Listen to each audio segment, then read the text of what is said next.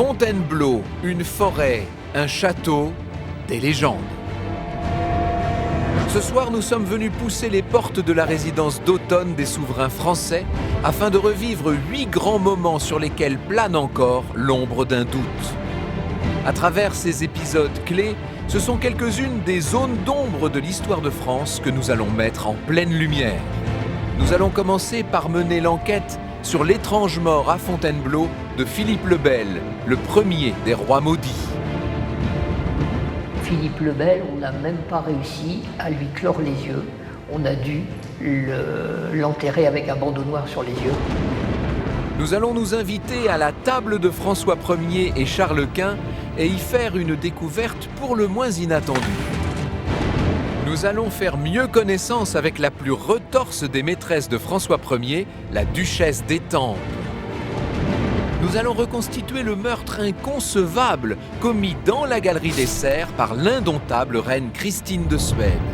Santinelli lui coupe 3 doigts et ces 3 doigts sont tombés sur le plancher.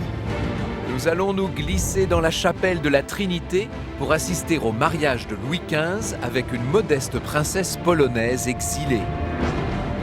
On disait même qu'elle n'avait pas de quoi manger parfois, tellement on était dans la misère chez Stanislas Lesinski à Wissembourg. Nous allons voir comment la marquise de Pompadour a su déjouer l'un des pires complots montés contre elle. Puis nous revivrons l'un des moments les plus inouïs du règne de Napoléon, l'enlèvement du pape en personne sur ordre de l'empereur.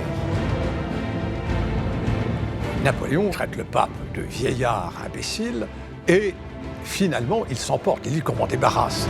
Enfin, nous tenterons de faire la lumière sur la tentative de suicide de Napoléon à Fontainebleau, dans sa chambre, la nuit du 12 au 13 avril 1814. Il ne se suicide pas pour un chagrin d'amour, il ne se suicide pas même pour une défaite militaire, mais il se suicide parce que son destin est terminé, en quelque sorte. Ainsi, vous serez les premiers à comprendre pourquoi Napoléon, amoureux de ces lieux, appelait Fontainebleau la vraie demeure des rois, la maison des siècles.